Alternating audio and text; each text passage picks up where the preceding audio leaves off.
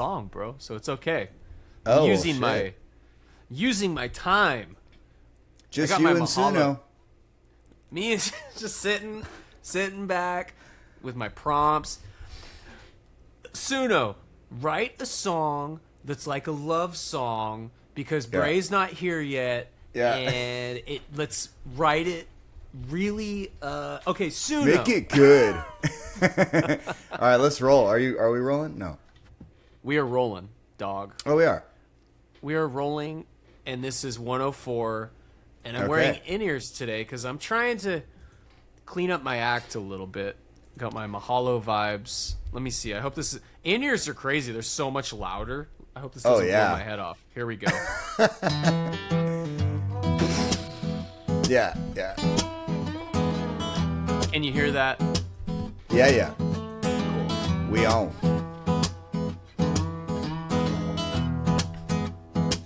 And I've got my green room. Sponsored It's cup. probably not clean.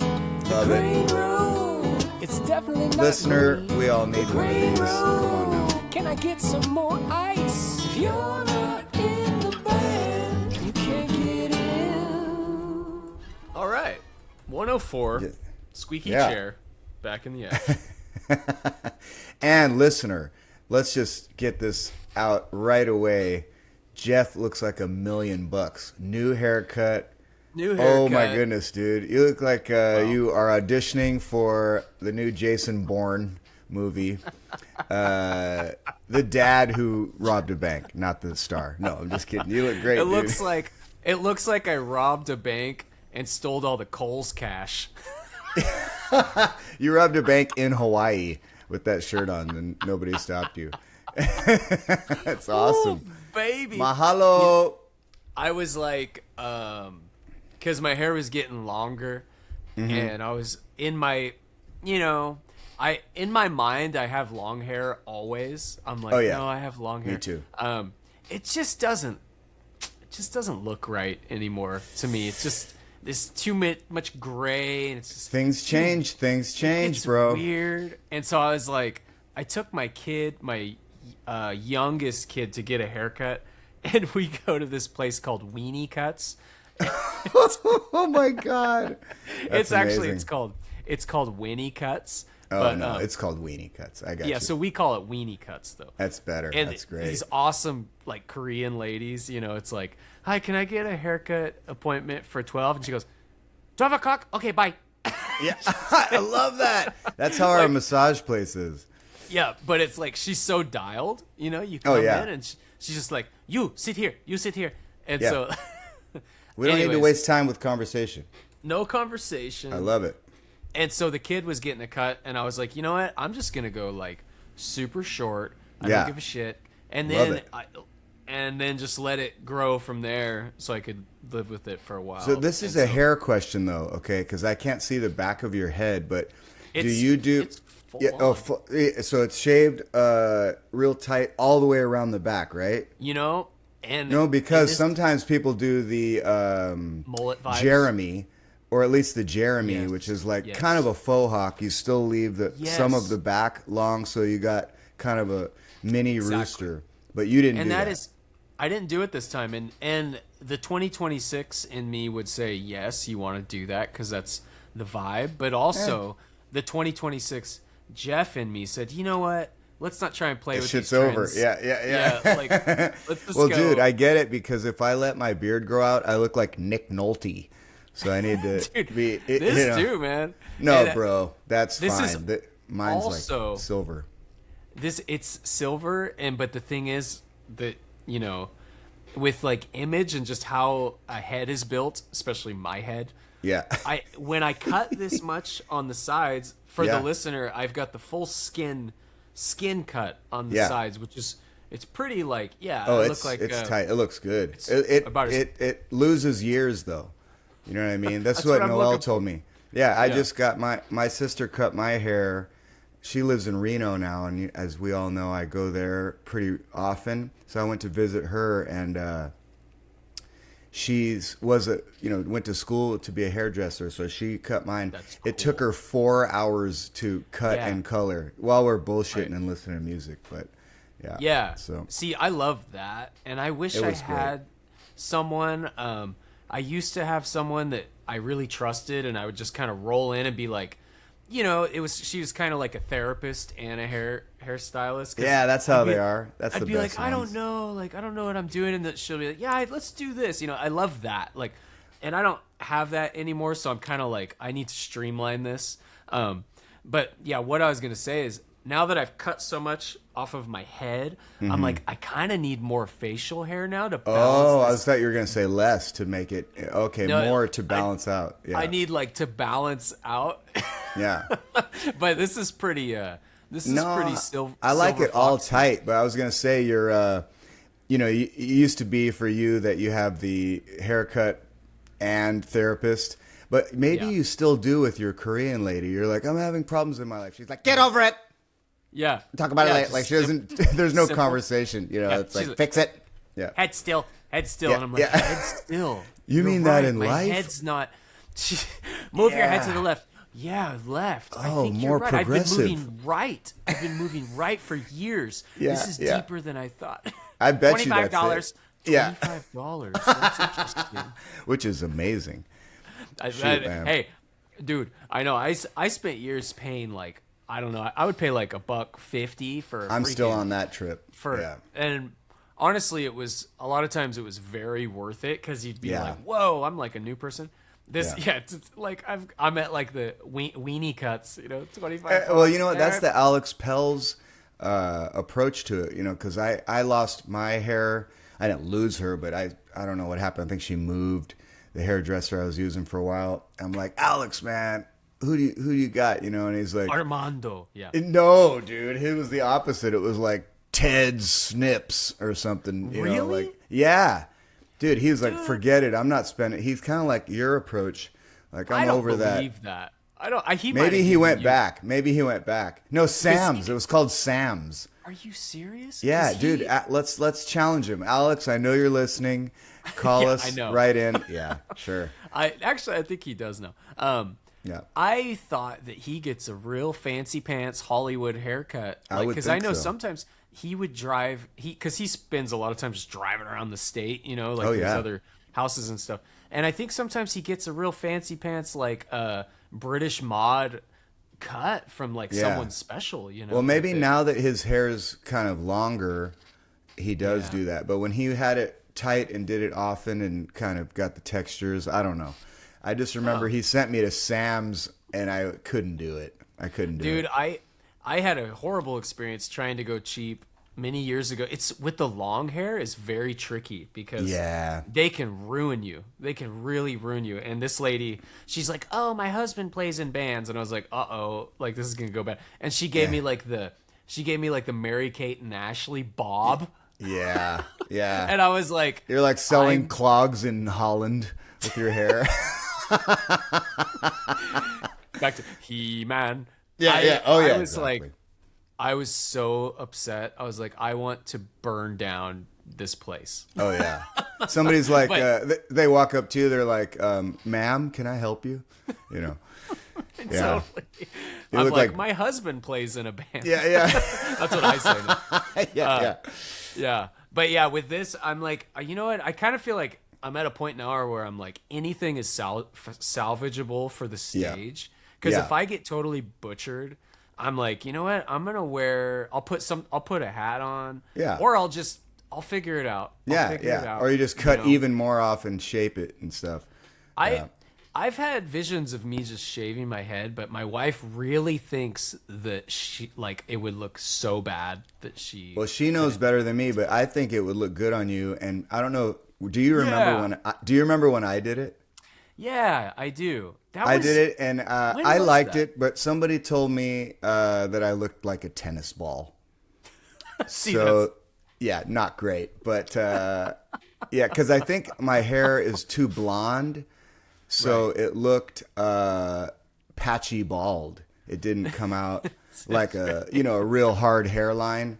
So I gave up on that. But I will say something strange happened the other day, which was, this is a true thing. You're not going to believe it, or maybe you will.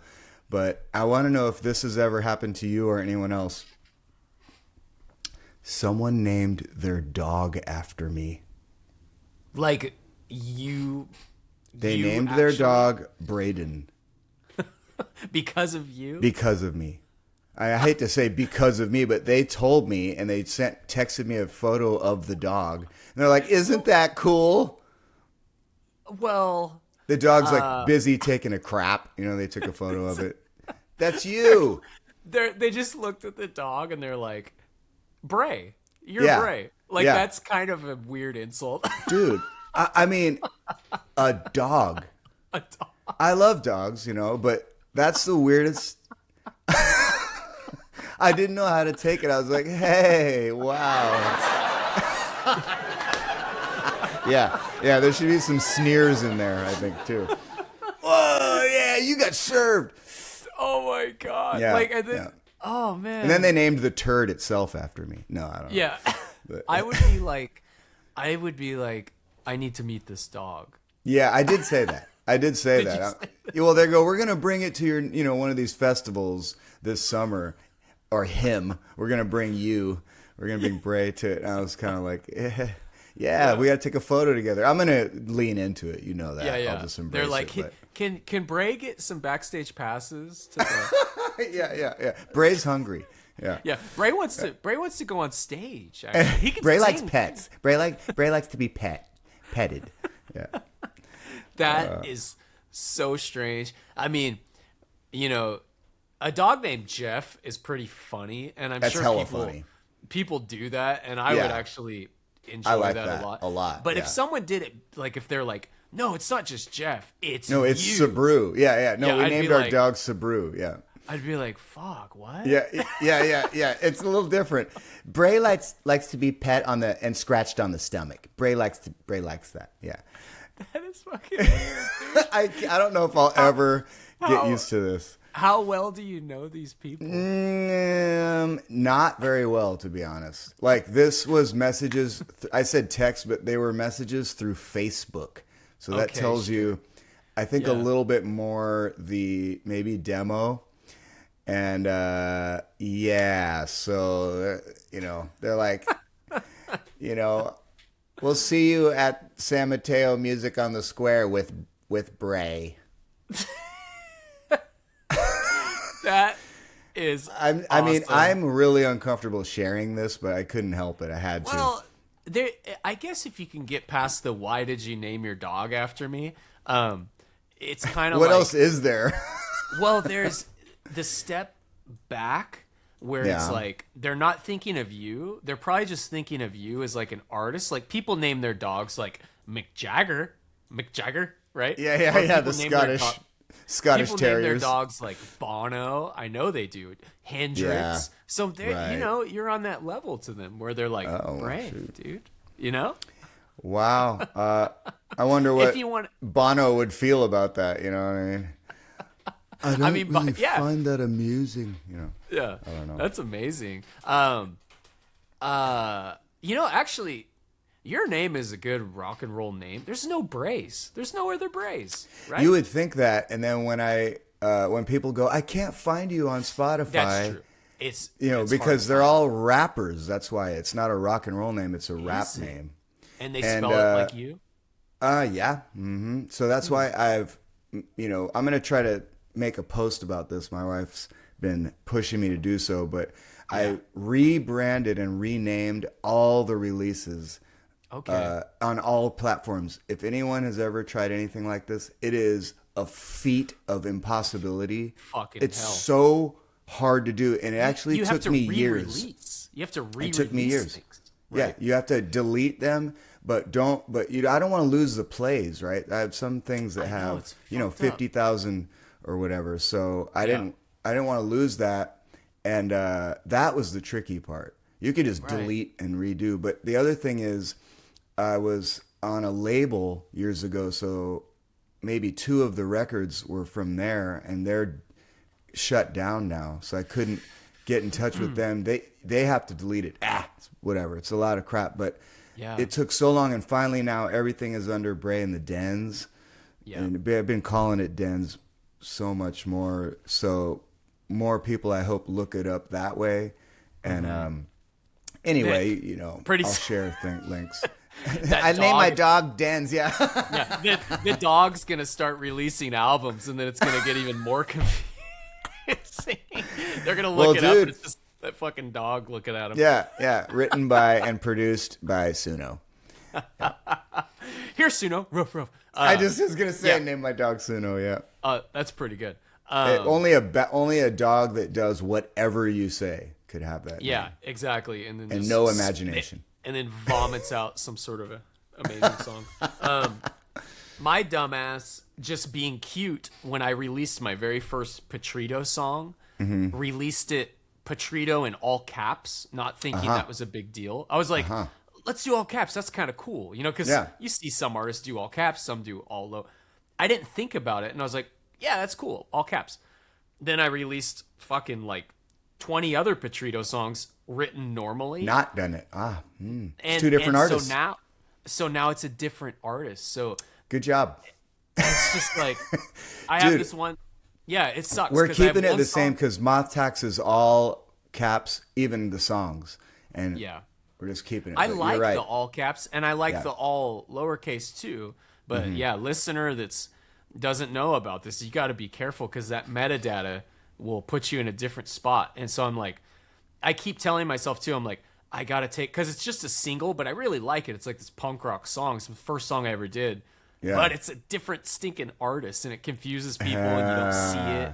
It's like, damn it. Well, maybe that creates a little bit of intrigue and, some cross-pollination. I don't know. But yeah, the numbers are just crazy. Yeah. Oh, yeah, exactly. So they'll find each other. Oh, yeah. Oh, my God, dude. Yeah, that's crazy. There's two things doing these podcasts that I realize that drives myself crazy. And this is kind of funny. One, a word that I realize I say way too much is just like our buddy Tommy.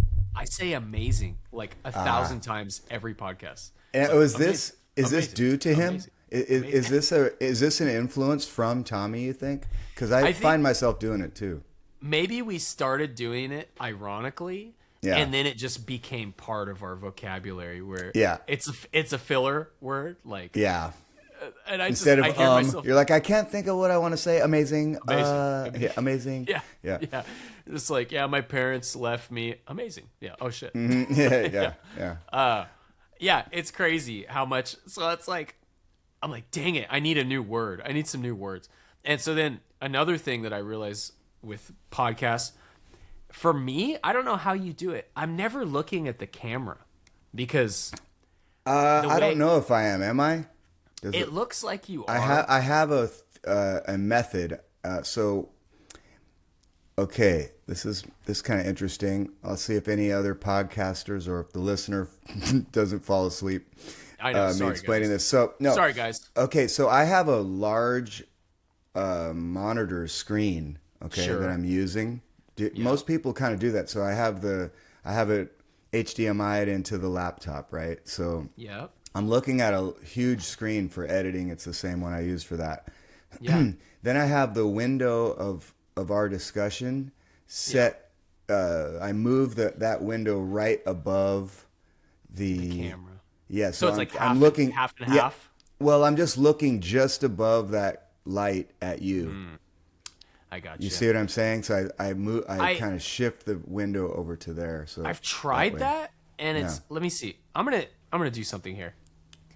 Okay, so did that change for you? Dude, that you just made it only yourself in my screen. Okay, I don't care. So I wonder how that. I don't know. Who cares? I think that made the feed do that, but it looks pretty much like you're looking at the camera to me. Okay, I notice it in videos, but there's actually with this Riverside, you can change the eyes. I might start doing it on clips because it drives me crazy. Anyways, enough technical shit. Yeah. Speaking of eyes, dude, I watched on YouTube this documentary on David Bowie, which you love David Bowie. Everybody loves David Bowie. Which one? 5 years? The last 5 years? What was it called? I think it was on BBC. It's a really old one, and it talks. They talk with his friends from like school and stuff. But an interesting part that I didn't know is, do you know how his eye got changed? Yeah, he got fight. punched in the face with like his best friend. Yep. And so and he almost lost his eyesight. Yes. And so his eye is permanently dilated, which it looks rad. And I guess what a piece of fate, dude. Because it looks like he has two different color eyes. Yeah, he told his friend later. He's like, I need to thank you for doing that because it really made me look cool, you know. What a bruiser British way to say thank you for almost knocking out my eyeball. You know. Yeah, it's amazing. That's crazy, dude. Yeah. So yeah, David Bowie. Dude, speaking of British accent, so I have a British friend who strangely looks like Robert De Niro. So I don't know whether you make sense of that, but he's a weird dude. If he's listening, Steve Austin, you are weird, and I love you to pieces, but you're really weird. So there's two things. Steve Austin, the wrestler? That's his name, and the actor from the 70s. I know, his name's Steve Austin. What is it, Diamond something? What's that guy's name? Durbin right. knows. Right, Durbin would know. Durbin, help us out.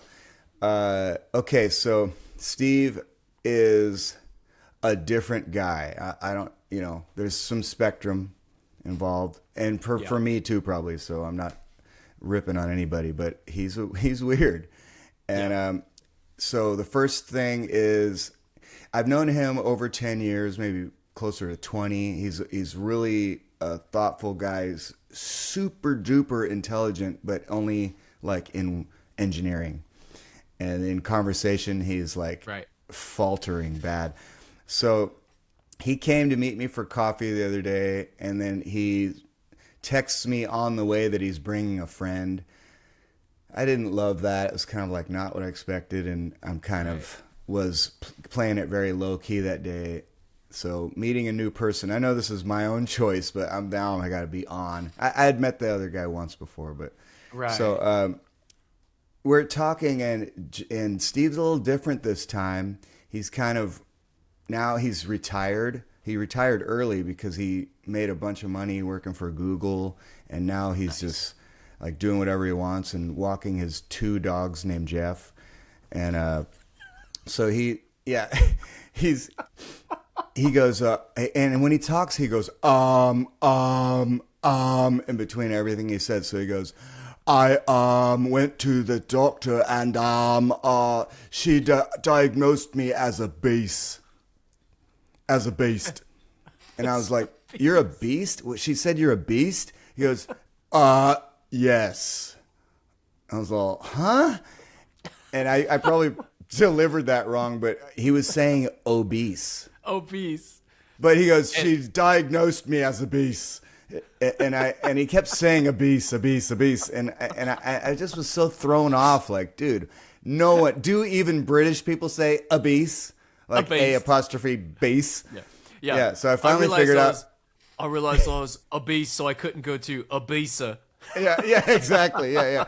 I tried out for the movie Shrek as a beast. Yeah. Can I have a piece of your chicken?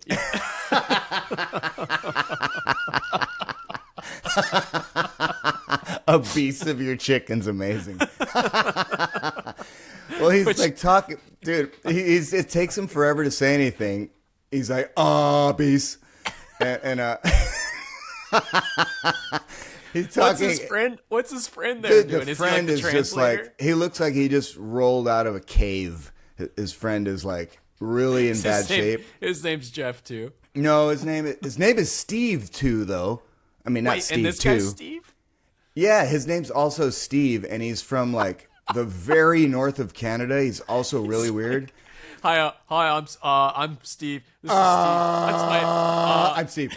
Yeah. That's my dog Jeff, and that's my dog Jeff. And I'm obese, and so his friend is obese also, and he's like 6'5". He's super tall, and dude, he has that's the hard quietest, to be obese, isn't it? You have to just weigh like 600 pounds, yeah, right. Which he does. And he's his hair is like wild and like Marty, like crazy, Back to the Future hair. And so we went and got coffee, but he doesn't talk. The tall guy, Steve too, he talks super quiet. And we met near a BART station, so it's like all this noise, and he's like, He's like the nicest, Canadian guy, I guess, but I couldn't hear him. And he's 6'5", so he's like, just the distance from being the taller distance is alone. farther. Yeah. He does a squat and then he sounds normal volume. Yeah. Squeaks it out.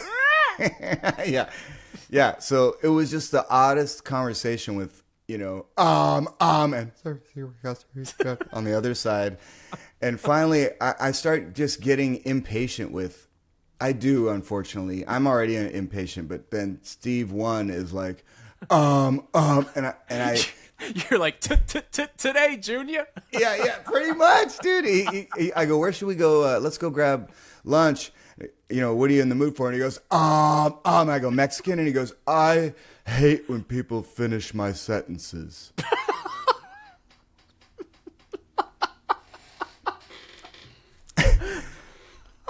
I'm like, What dude, I've not. I was nonplussed. Yeah. My whole forehead exploded with anger and frustration. I'm like, dude, really?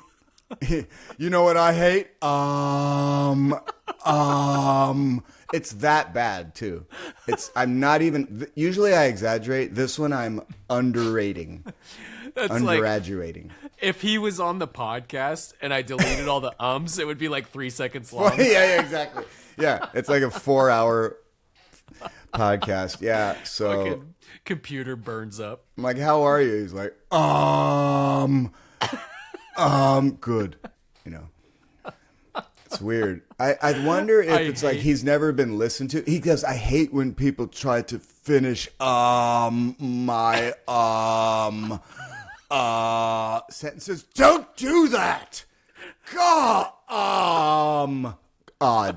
Yeah.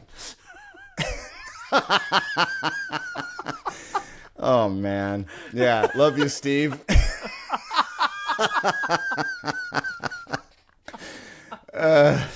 Oh my! I was exhausted. Okay, by the end of this you 2 hour. Exhausted me. Yeah. You're like, I want to stop now. Yeah.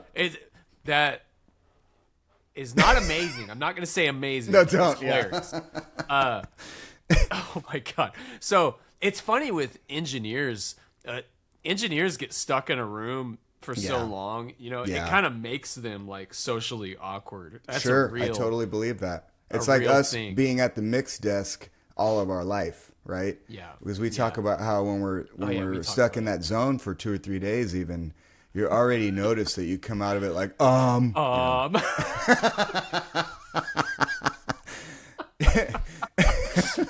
Your song is just like I wonder if that's how they came up lyrics. With the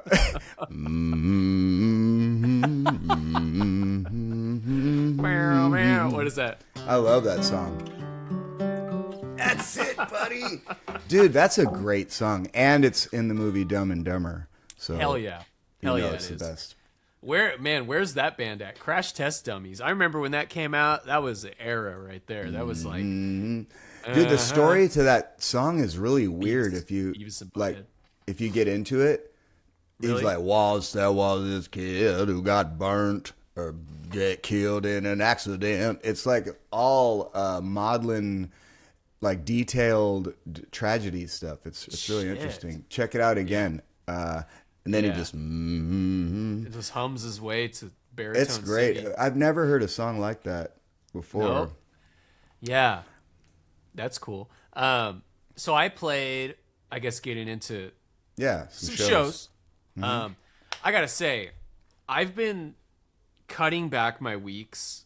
I did it. It's really not that extensive, but cutting out my weekly Thursday show.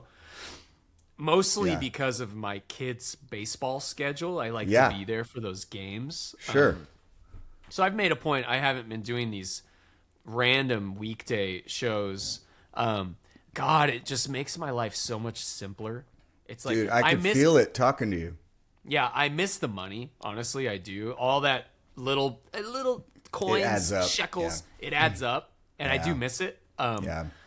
But it's just so nice to be like, oh, I got Monday, I got Tuesday, and just not thinking about like running to, because something about, I feel like when I add in, okay, I'm going to do it every Thursday, somehow that brings more gigs too. I don't know what happens because then it's like a free for all. You're like, okay, I'm playing Thursday. Yeah, I'll do Wednesday. Oh, let's do Tuesday. Right. You know, and it's like Right. you look at your schedule. You're like, oh, I don't have any shows this week, and you're like, oh, actually, I have 5. You know, Dude, that's you know what we traded places.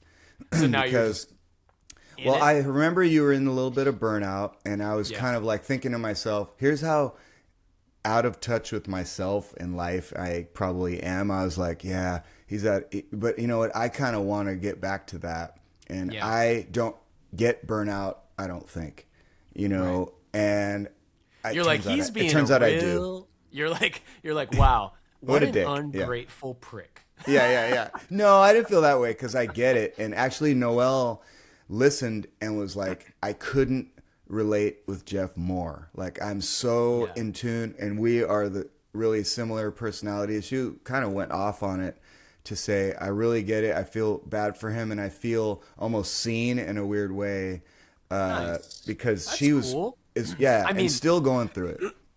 No, but it was good because actually, even though it's my wife, it's cool that someone is getting something out of just a little camaraderie or something. But I kind of trade places, so I started taking every single under the couch lint pay gig that I could, and now I'm playing like, dude, 49 gigs a month or some shit. Yeah.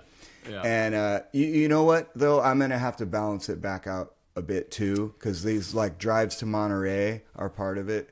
Yes. That's what I'm doing, that twice a month, which is not weekly, but I could if I wanted. I told them, and then they gave me one of the months with 2 weeks in a row, and so I decided no, I don't want that. So they just dropped that, and now I'm only there once this coming month. Maybe I'll go back to 2, but I'm really noticing it's some of it's money, because a lot of these regular gigs and midweek stuff are not huge, right?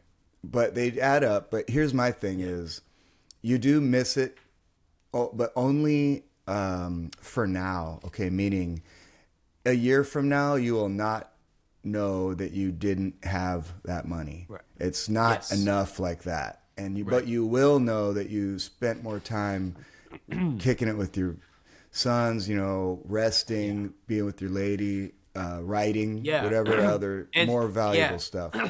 And really being, I just feel like I'm more present. You are.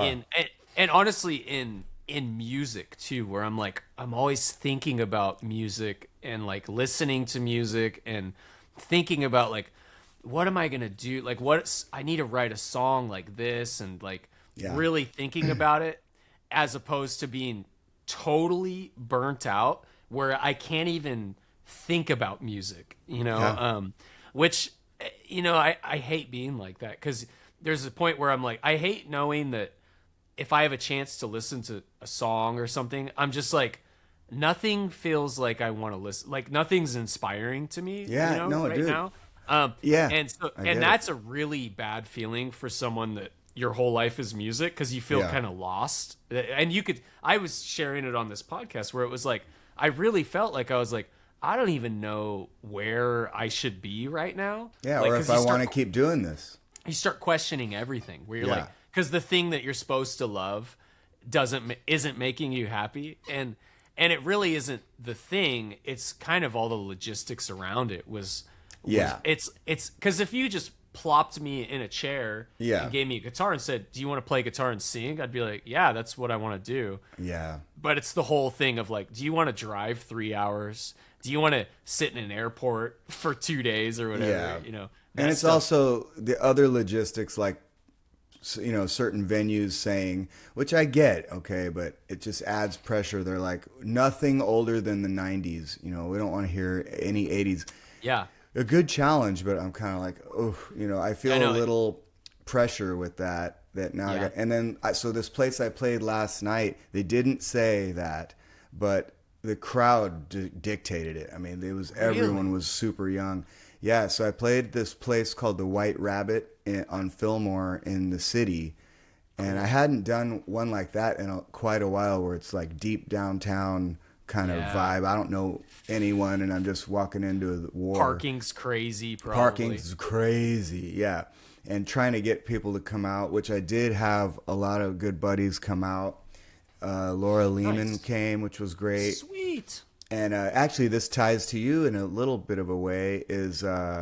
So remember we opened for Gwen Stefani, which you were playing with, which was so cool in every way.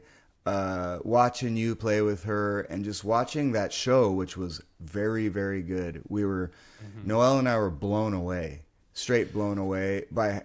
Already, I liked her, and Z wasn't much of a fan.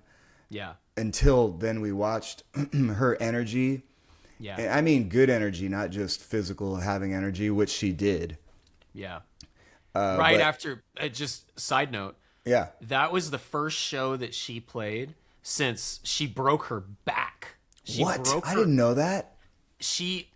And I have to also, other side note, that was one of the best shows I've ever been a part of. I'm glad to hear you say that. That show in Vegas was just the energy of like, whoa, I'm like on stage with this crazy icon, badass. But she had broken her back over the summer or something, and that's what she was saying in rehearsals because she hadn't played in a long time, and she broke her back. And I don't know how. She didn't really say how, but she did. And I was like, me and my husband are having a lot of fun. Let me just leave it at that. Yeah. And my dog Jeff. Yeah. Yeah. So. Yeah. So that show is it's top of my list. I know when we did this rating, I wasn't thinking about that. I know I said some sort of a festival, but that was definitely one of them. No, I mean, sure. I just think that we kicked it after that show, you and I and Z, and I think we didn't put it into those words, or you hadn't at that time. So it's great to hear that, and we experienced it that way. It was also, our show was so good. I mean, it was a freaking stadium. It was great. It was a stadium full, tons of people. We had rowdy. Rowdy. We were introduced in a cool way that openers often aren't, where they shout the name, ladies and gentlemen. They made a big deal out of it. We kind of like looked and sounded great. The lineup was all there. It was just, we planned so specifically our look, dude. I made Photoshop documents that had like colored with, pictures of everyone, or drawings, kind of thing. So we were like coordinated really specifically. Which now you can just go to AI and be like, I know, but then this is only a couple years ago. Isn't that crazy? Dude, where are we going to be in 2 more years? Fuck. I know, you're right. It's exponential. So we had Laura in with Neon Velvet for that show, so we could just come all guns blazing. And also because almost me too. It's you. Crazy. Yeah, I did ask you to do it. I forgot about that. I asked you, and you're like, I'm busy. Yeah. Well, I had a Tainted Love show. Right. Yeah. And it's just we're both so lucky that didn't work out, because I would have screwed you so bad. Yeah. Because if I was like, yeah, man, let's do it. And then it was funny to see you there, because I was like, I thought you had a gig. I thought you had another gig. You're like, this is kind of bullshit. Yeah. No, we saw Eddie there, of course, who does monitors for Gwen, and so I hadn't seen him in a long time. It was a really magical, 3 days or so. Got some pool time. We did a pod out by the pool that trip, and just like a 20-minute. 20 drinks. It was maybe the most unorganized pod we've ever done. That was the first time we'd done it and we're just like, yeah, but dude, so cool anyway. And Z taped it, or recorded it, videoed it, and but what I was getting at is we had Laura join us for Neon, and Gwen is her favorite. I think that's her favorite of all time, if not top 3. She's loved No Doubt and Gwen Stefani like really heavily, and so for her to be there and get to do that was so rad to see your good friend like get that treat and be excited. And so we watched you guys And I think I probably told you, but I'll admit it again. Dude, I was in tears. You know, That's awesome. For happiness for you was part of it. I was so proud of you. You just looked at ease and owning it, and you were just killing, just destroying. And also the songs, dude. I mean, bro, I heard like Cool, and I remember you, just totally loving it, man. I was happy. What's funny is I'm a little embarrassed to say, Cool. I was aware of the song, but I realized after playing that song with her, you know, I had a nice little time where I was playing with her quite a bit because her guitar player was out. Yeah. I was playing that fucking guitar player wrong. Oh, really? I didn't know this. Yeah. You're like, why is she giving me the stink eye? Yeah. Yeah. I'm like, yeah. And also I'm kind of like, why am I not on those gigs? Oh yeah. Yeah. No. Because that main riff is it's a thing. It's like, but get into the weeds. Talk about what you did wrong. Right? Yes. And so the guitar is following it, right? It's kind of following it, but it also sounds like it's just a D chord. And so I was kind of just playing, I was basically playing Bryan Adams' Summer '69 over it. Yes, Gank, yes. gank, gank, gank, gank. Yeah. But I should have been playing, there's a little melody within that that goes around. And I actually does your hand stay in the shape of D and you're just hammering different notes? Yeah, is that what's supposed to happen? You're kind of, I got you. To get a little nerdy about it, yeah, it's going like D major 7, and then D. Yeah, no, I want to know that. That's interesting. That's the way that I should have been playing it. It honestly, in the grand scheme of things, with the sound, you would never hear the difference. But I know that I wasn't doing it right because I heard the bass player pick up a guitar and start playing it, and he was playing it because he's like, oh, I love this song. And I was like, oh shit, that's the way I was supposed to play it. It was no accident he did it in front of you. He's like, hey Jeff, anyway, how was your morning? I'm just gonna play this song. Hey Jeff and Gwen, come here, check out how I'm playing this. Yeah. Well, so, anyways, another deeper cut. Okay, so last night Laura came to see me. I was appreciative of people that came to this place that's the parking was not great. And I started, it was kind of a late show and a cool spot though. I do recommend anyone to check out the White Rabbit in San Francisco. I think I've heard of that super place. retro lounge vibe. It's dope. Nice. And so she comes, looks so cute as she always does, came by herself. And I had it planned. If she comes tonight, I'm going to play a No Doubt song for her. Nice. And so there's a song called Running. Do you know that song?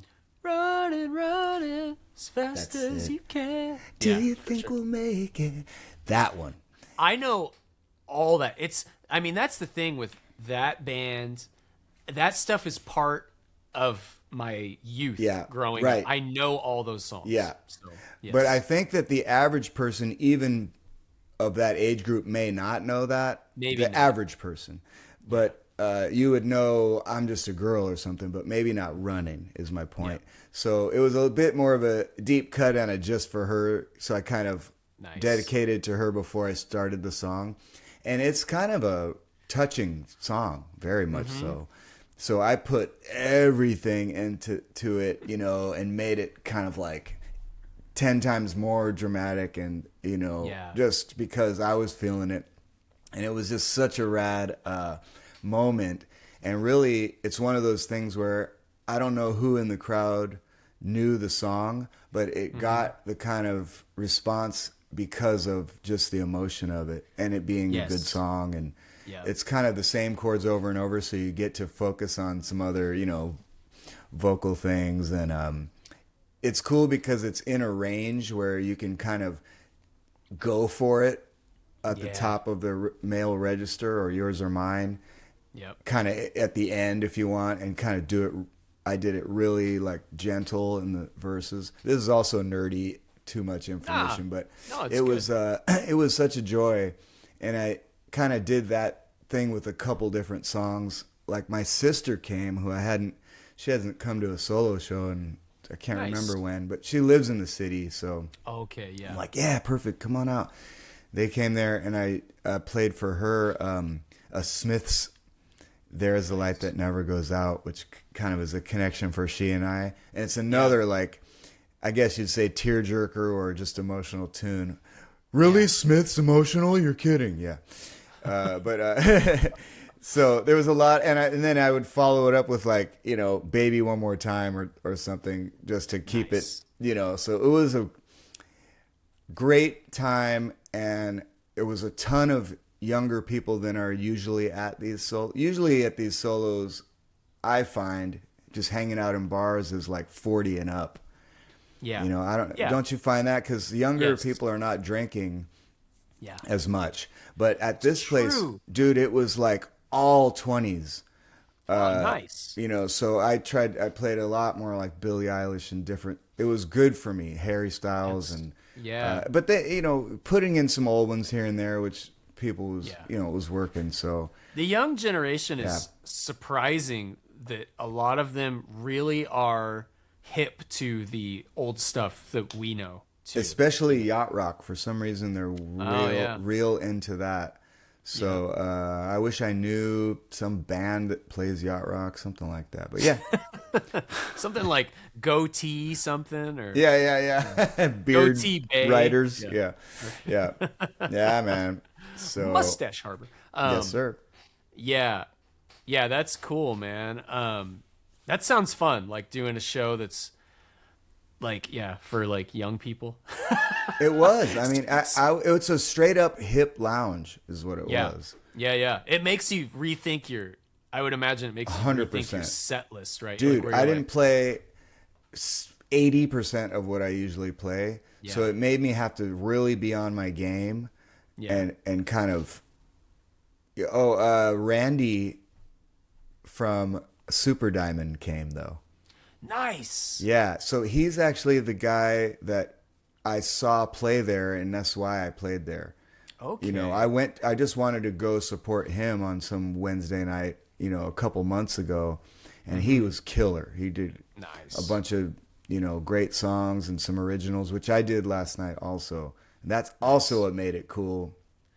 It's so much more fun and a different vibe if you play some originals. And the thing is, the second half of the show, they kind of don't need live music. It was so loud in there that I had to sing like all high songs just to even get, you know, any. It was banging. And they have a DJ who's there the entire time. And I, you know, in case no one asked me and they want to hear who works there or whatever, I think I should play 2 hours and that's it. Instead of 3 with kind of a long break in the middle, because the whole second set was kind of just superfluous, you know. Sure, I feel just that. Play the DJ then, you know. Certain places, that's just how it is. Like happening bars, it's like it's better to just be the warm up, you know. Yeah, here's the that made human more experience. sense. Mm-hmm. Yeah, get everybody comfortable. Yeah, and then exactly, you know, man. Once they're on like drink 3 and 4, it's like, all right, let's turn this loose. Yeah, because it was just so loud, and then they're kind of talking with each other a bit more, and it was just so new people are walking in like, "What's up, hey Tiffany? And came too. Steve came. The two Steves came. Yeah. So they were in the back, just on a couch, like, "What is this place?" You know, they're like older than me, so they were. Oh yeah. They're like, the bartender's like, "What can I get you?" I'll be back. I'll come back. Yeah. I hate when people walk away when I'm trying to order. You're like, but how do you get out the? I hate when people are without the But then the He goes, comes. "Well, how I do that is and he does it again. Amazing. Yeah. And then I do Yeah. I played. Now I did the shit. No, the listener is so tired of this now. Sorry. Serendipity Winery, which is out here. Yeah, it looks gorgeous. No, but I'm curious and wouldn't mind a referral. Yep. I will do that. Mm-hmm. Awesome spot. Beautiful, locally owned winery. They have this big lake in the back, and you play in this nice gazebo. Mm-hmm. And when the weather's nice, it's perfect because the way you're situated. I'll just bring my tower and then another speaker to kind of hit the 180 degrees of sound. What's the other speaker you bring? Like one of those smaller Bose, or what do you bring? I just have a JBL little. What are those just like an 8-inch? That small? Like a wedge. I think it's a 12 actually. A 12. I think it's a 12. It's honestly, it doesn't seem that loud, but it does the job. Is it heavy? No, it's pretty light. It's pretty light. I'll have to ask you later with that. It's an older one. I've had it for a while. I have another one that I use in Tainted Love just as my on stage sound that our sound guy Dave always turns off and doesn't tell me. Excellent. Yeah. But you use in-ears. Talk about, as a musician, why you also want to have, is it like Alex does where you just want that tactile thing happening also? Man, here's the deal. Like, when I see videos of my band or any band playing, and if someone's close to the stage and all you hear is drums, I just think it's super lame. I think it's lame. Like, you need to have stage sound. And I don't. Yeah, but they call those the scrote fills. That shouldn't be the musician's job to offer that. Yeah, what they do, side fills, right? Yeah, side fills or front fills, which Doug Carlson calls the scrote fill. It hits you right in the scrotum. That. Yeah. Or Cug Darlson. Online. Oh, is that his online name now? That was his thing. Yeah, that's what his. Oh no, I'm not. I thought it was just you kidding around. What happened? Well, because the legend Doug commented, but his name on Instagram is Cug Darlson. What? What did he comment on with that name? It was on Instagram. Oh, but like something that we did on one of ours? Something that we did on Green Room. Yeah, Cug Darlson. Cug. I am speechless. Yeah. So, yeah, the side fills, yes, but I just take it upon myself. I just think it's cooler. I honestly, as a guitar player, I think it sounds better for guitar. You could get like feedback, and even though, to be real, it only happens maybe 20% of the time that I have that thing rocking. So I like to do it. But anyways, back to Serendipity. I played there. I had a big rookie freak out moment. Because part of the reason is because I haven't been playing as much. So it's kind of like I pull up my gear and I'm like, oh shit, I feel like I haven't done this in a while. Like, do I have everything? You ever have that feeling? Oh, heck yeah. Where you're like, oh shit, like when was my last gig? Do I have all my stuff?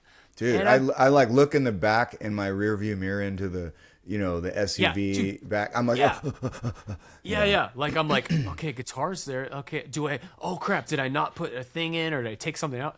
So I set everything up and everything's looking good. No sound coming out of my guitar. And I'm like, fuck. And so I'm looking around and my setup's pretty simple. I just have a preamp. I do have a looper. So it's really just that connection. And I'm like, okay, let's go straight from the preamp. Nothing. Oh God. Do I have another guitar cable? Maybe it's the guitar cable. Find a guitar cable. Nothing. And it's like right there at the time. There is nothing worse.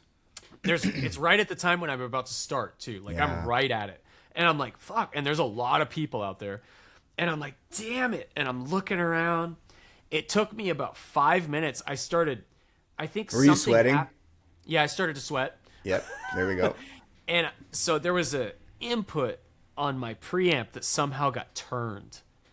I think that's what it is. The knob got turned to 0 or something. Yeah. And so I turned it up. And then all of a sudden it worked. And this reminds me, I have to check this before I play my next show because that's the last one I played.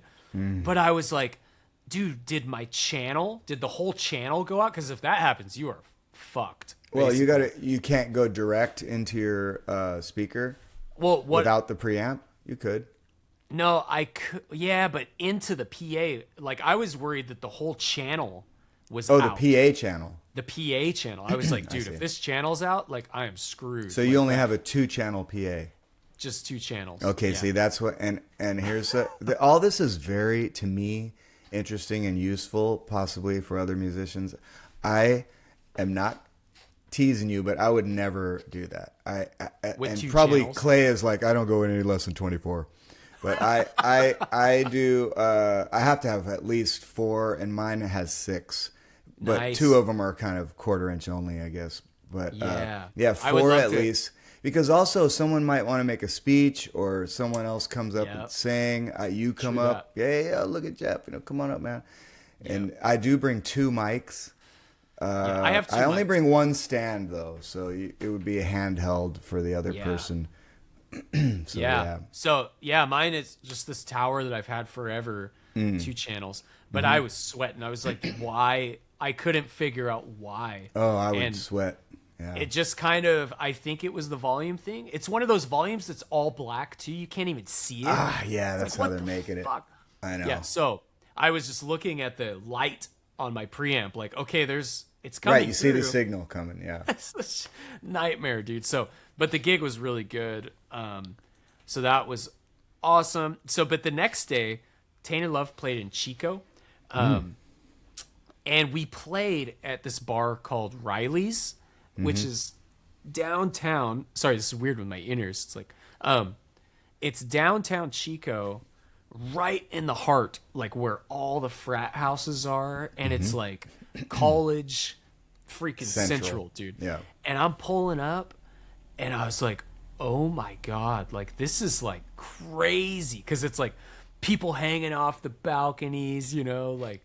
It was an anniversary for the place, is that right? 40-year anniversary of Riley's, which TL used to play LaSalle's, which I think was like maybe part of that place, or TL's like it's got some history. Institution in Chico. Yeah. They used to go there and just go nuts, right? Yeah. So, dude, this show was so sick though. It was like packed patio of just like college kids, older people going off. And there was this guy, one of the owners, and it's an Irish bar. So he had a big barrel around him, like a beer or like a he's wine. Wearing it? He's wearing it. Okay. And it looked like he was naked underneath it. Oh, great. And he had the skinniest little twig legs, like yeah. Whoa. Yeah. And top a big heavy green leprechaun hat. Damn. and he's like an older guy. I think he's one of the owners. And we're playing, and Barrel Guy's like, whoa. He's like on the side of the stage. And Alex is like, hey, Barrel Guy, get up here, man. Get up here on stage. And he's like, me? He's like pointing at his barrel. Or another Barrel Guy. Yeah. And he's like, okay. And so this guy, there's a staircase that leads up the stage. And he starts coming up, and we realize, like, he's super, like, feeble. Like, his knees are like... and he's like, whoa. And the barrel's like, whoa. And he's trying to... And Alex is like, whoa, you okay, buddy? Yeah. You're about to... And everyone's, like, watching the barrel guy go, whoa. Dang. And I was like, I felt so bad. I was like, I don't think he should be coming up the stairs. He's not going to make it. His legs are like, whoa. And so Barrel Guy gets up there, and he's like, like...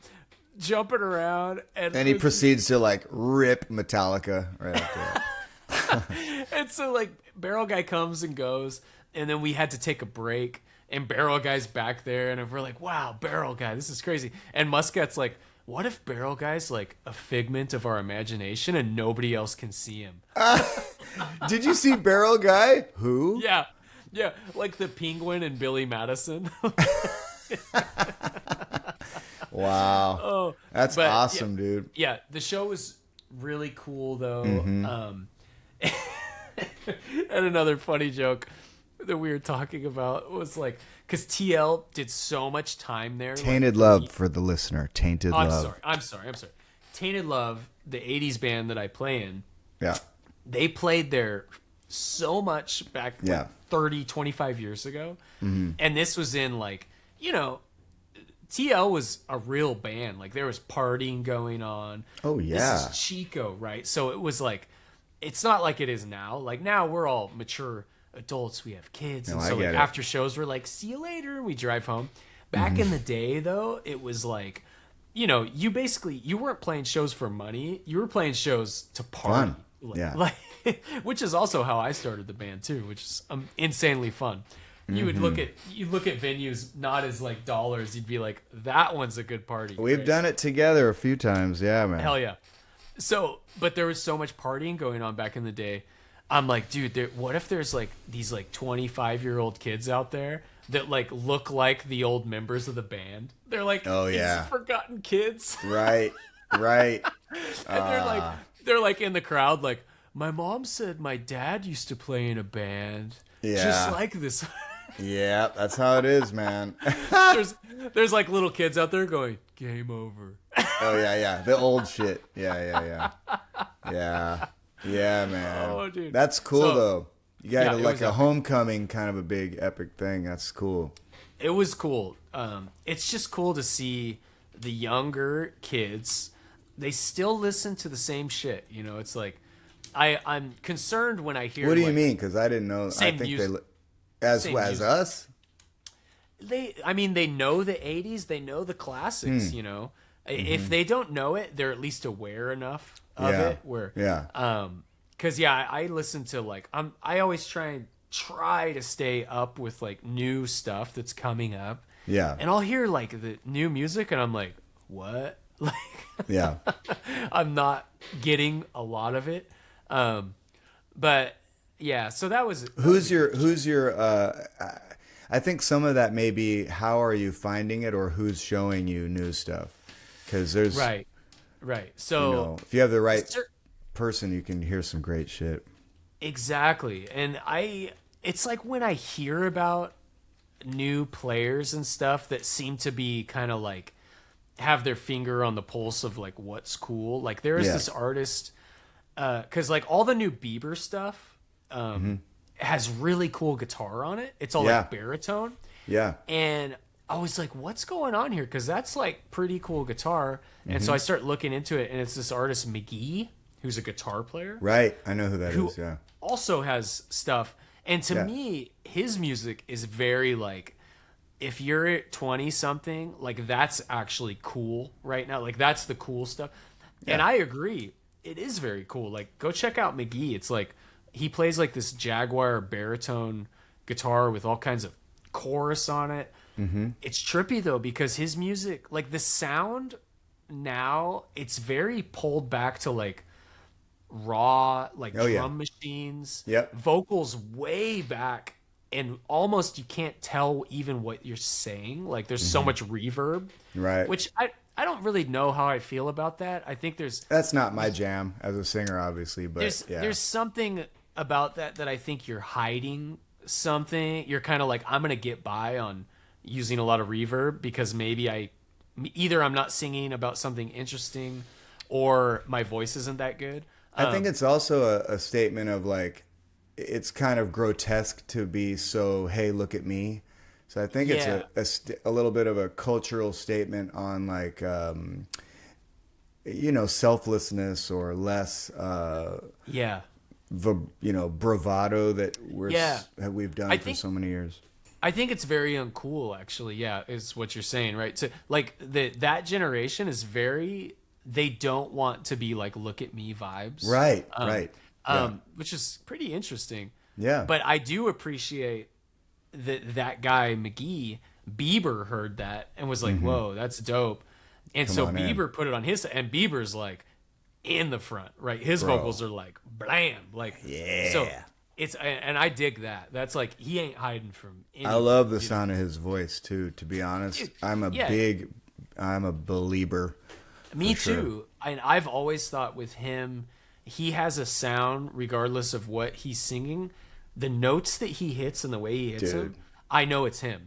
Style. He hits a certain note over chords or whatever. Just just certain runs, and his tone too.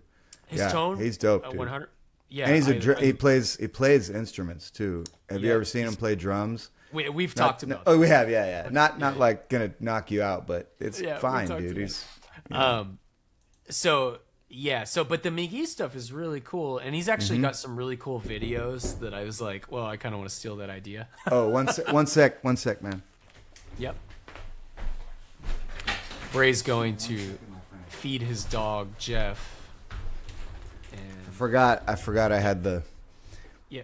The you have to feed something you have going. to feed your dog Jeff. Yeah. So yeah. But anyways, yeah, so McGee, check out McGee, pretty cool new artist. Let me look at my notes real quick. I just want to make sure I'm not missing anything. Well, I kind of am. I want to talk about this later, though, I think. Well, actually, I could touch on it real fast, and then we'll get to our yars and the nars. Okay. Have I ever told you about how I sent a song to Enrique? And no. And this experience that I had with him? No, you didn't. So, I wrote the song Ashes, which I released last year. Yes. And I was pretty pumped about it. I was like, I like this song. This is a good song. And I had it for about 10 years before that. And someone told me, they're like, dude, that's a good song. And I was like, yeah, I think it's pretty good. And they'd mentioned, they're like, I could hear like Enrique singing that. And I was like, what? I don't think so. You know, like, and the more I thought about it, you know, once I got it released, it wasn't released yet, I don't think. Maybe it was released, but it just sounded really good. And I was like, yeah, maybe there is something to this. And I was like, should I send it to him? And I was like, fuck it, I'm going to send it to him. Because I have Enrique's number, you know, and like he texts me sometimes. Nice. So I texted him. I said, hey, bro, I got this song that I think you would sound good on. Like, you know, like, would you want to check it out? And he's like, yeah, dude, for sure. Send it over. And I was like, hell yeah. And so I was like stoked that he even, you know, replied. Yeah, so exactly. I sent him the song, and like 10 minutes later, he texts me, or I can't remember if he texts me or he texts me, and he goes, Jeff, let's talk tomorrow at 11 a.m. about the song. And I was exciting. Like, you're like, can't sleep. Yeah. Fuck. I was like, I did it. I like that. I like it. I was that. Like, he wants to talk about the song, dude. Yeah, like, he does. Holy shit. Yeah. And so I'm like, in my head, I'm like, oh my God, like, is he interested in this? You're like planning your Grammy outfit, you know. Like, I'm like, sorry, babe, I'm going to Miami tomorrow. Yeah. I don't know when I'm coming back. I got a haircut like this immediately. Yeah. So I'm like, holy shit. He wants to talk about, let's talk about the song. Talk about the song. Talk about the song. Mm-hmm. So anyways, I call him like on the dot, you know, like 11 a.m. Mm-hmm. And he goes, Jeff, what's up, bro? What's up? And he's like, how's everything going? You know, chit chat. How's everything? Great, dude. What's up? And he's like, yeah, dude, anytime you got music, just always send it. If it's got to be great. And I was like, yeah. I was like, so, yeah. What about the song? And he goes, oh yeah, it's not my style. So, anyways, that tracks, and your whole bowels fell out of your bowels. Wow, dude. Like all this chit chat about you the dropped song. the like fake Grammy you crafted onto the floor. Yeah. Oh. My calendar has like it, like starting from that day, it's like possible Grammys, like for the next 5 years. Possible Grammys. You're like working on a painting of you and him, and you just like rip it up, you know, after. I'm working on my speech. Yeah. Wow. I would like. Oh yeah, it's not. The, send me your stuff, dude. Don't ever hesitate. That wasn't it. But keep on. Yeah. But I just wanted you to call so I could tell you it's not my style. It's not my style. But what he said, and this is interesting actually, because I've been talking to other like songwriters and stuff with my other podcast I'm doing, No Flakes. And one thing that tracks across the board with songwriters and producers is it really does have to be a song. And this is what he said too. He's like, anything that you think is great, send it to me. He's like, if it's great, send it to me. And what he means, and I don't think I realized it then, but what I realize now talking to other people, the only songs that you should be focused on are songs that you, the writer, are super excited about. Yeah. Like, you would play it for anyone. Not somebody else. You know, you don't look for someone else to be like, do you think this is good? Because for me, it was kind of, someone else was like, I think that Enrique, I see. And so I was like, maybe it is. That's the wrong idea. It's got to be. This is good advice. It's got to be me saying, this song, I believe in this so much. Yes. I want to listen to this in my car. Yeah. I want to listen to this. And it's a specific good fit for whoever you give it to. And it's so good that this is my favorite fucking song right now. You know? I mean, did you know that Ed Sheeran wrote Shape of You for Beyonce? Really? Yeah.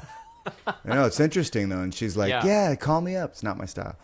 But that's crazy. You know, yeah.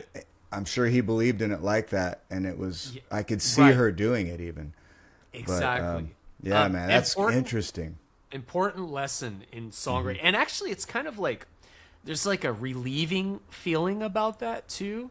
Like the idea of like writing songs that I want to impress this person. It's like, none of that matters. Right. It's all about just write stuff that you, Bray or Bray the dog or Jeff the dog are excited about. Yes. Like, you know, agreed. It's just 100%. Like where it's like, I don't care about anybody else. I'm writing something that is going to really get me excited. And indirectly, that's why I don't give a fuck about Suno, because that's the reason I write anyway. And it'll never, if I can try to surprise myself or dazzle or inspire myself, it's nothing. There's no way it could do that. Yeah, so, it's a liberating feeling. I've been thinking about that whole idea a lot lately. Like, it just takes your mind out of everything as far as structure and just these norms of writing, where you're like, none of that matters. Like, let's just make something that I like. That's it. So that was my little submission to Enrique, and he said, no, not my stuff. Dude, but I'm so glad that happened, and keep us posted, man. I mean, you know, we're always listening to your releases and loving them anyway, so it's all good. Man. And it's, you know, it's just ways of therapy and doing it. So let's check this out. I made something for us. Okay. Check this out. Here we go. Yarnar. I love it. Let's get into it. I love it. Let's do it. That's great. Turn up the explosion. I like it.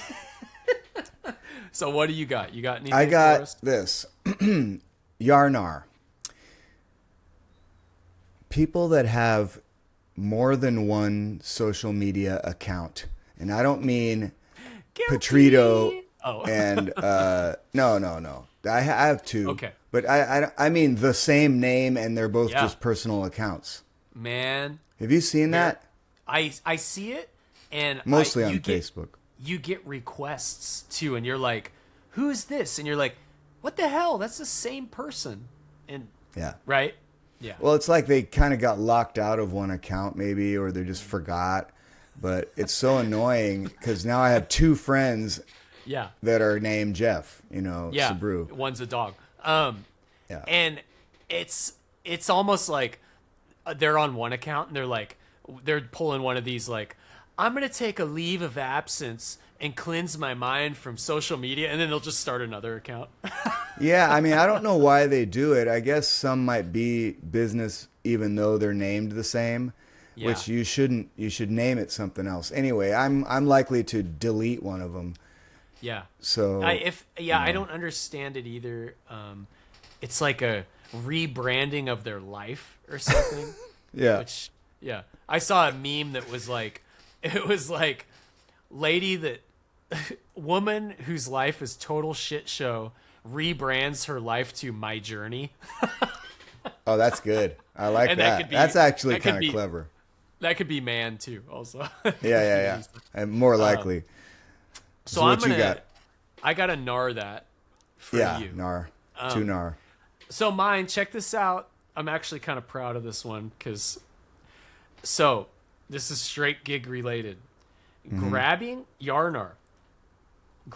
ice out of big container in green room for your drink. So, meaning you got a bucket. There's a bucket of drinks for the band. Yeah. That has like beers and maybe a Red Bull. I see. And it's your cooler. You're scooping it into your cup. And so there's no other ice, and let's say you want a chilled cocktail. Do you stoop down to the levels of grabbing out of that public ice to fill your Red Bull vodka? I like this a lot. It is skanky, and I yar it. I yar it. Yeah, man. I mean, we're all in this together, and I'm going to make your drink for you using that skank ice. So, can I get some more ice? Yeah. Skank ice. Yeah, skank ice, baby. Yeah. Yeah. It's going to smell a little. It just feels like, I'm like, well, yeah, it might be dirty, but the dirty part melted away, right? So it's fine. And the alcohol is going to kill the dirt anyway. Skank ice, dude. Skank ice, bro. I'm yarring it like hell yeah. Yep. Okay. All right. Skank ice for the wind. Wind for the wind. For the weenie. I don't know if you have a major 7. Do you got just make one up. I know. Every sequel. I don't have one, but I'm just going to think of it in the moment to say driving home from a tough gig when you at least know you got through it is nice, because you're going to get paid. You made it through it. It's never as bad as you kind of feared it might be. That's how it was last night. It turned out to be great, and I was a little bit anxious about it, not knowing what it was going to be like. So the drive home from a gig you weren't sure about, and you're like, feel a little proud of yourself, and you're just relieved. Yeah, man. I love that. I feel that so much. It's just knowing that going to a gig can be so much sometimes where you're like, oh. It's like that, But when you're done, it's always a feeling, almost always, where you're like, I am glad I did that. I accomplished this thing, and now we're done. On to the next one. Yep. You know? So, hell yeah, bro. I like that. So, good endings. Happy endings. Happy endings. We like happy endings. We're getting... That was a skank ice joke. Yeah. Skank Ice, find us on YouTube. Find us on Instagram, The Green Room Music Podcast. It's definitely not Find us on TikTok. The green room. Tell a friend like Alhambra water. I don't know what to do with TikTok, but we're on there. So. We're on Threads. All right. Threads. Oh, what a shit show. All right. Later. Later, bro.